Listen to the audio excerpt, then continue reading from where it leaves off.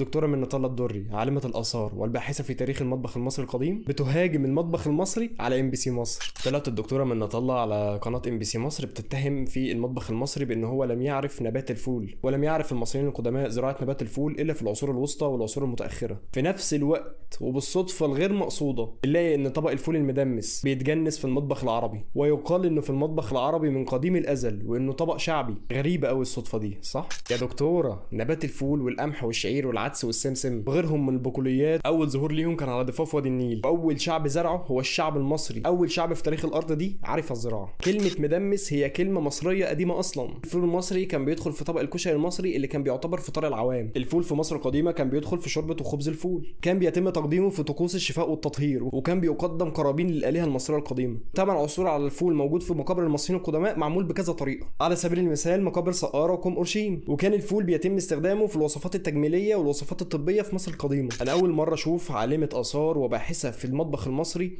طول الحلقة عمالة بتتمتم، مش عارفة، مش متأكدة. تحسوها إن كانت جاية الحلقة دي من غير ما تحضر أصلا، اللي هو كان أصلا موضوع الحلقة في صميم دراستها وبحثها. الدكتورة منة الله الدري طلعت توصل للعالم كله عدة رسائل من خلال قناة ام بي سي مصر العربية. خلاصة الرسائل دي بأن المطبخ المصري هو مطبخ هجين من جميع الحضارات المجاورة واللي مش مجاورة كمان، وإن الثقافة المصرية هي ثقافة ركيكة وضعيفة ومأخوذة من جميع الثقافات والدول المجاورة برضه. أحب أنوه عليكم وأحذركم، ما ينفعش نصدق ونثق في كلام أي ضيف يطلع على أي قناة إحنا مش عارفين نواياه وليه طلع في الوقت ده بالتحديد. فلازم أي شخص يسمع معلومة من أي ضيف لازم يتأكد منها ولازم يبحث وراها. البحث مش هيكلفك أكتر من 10 دقايق. يلا اقعدوا بالعافية.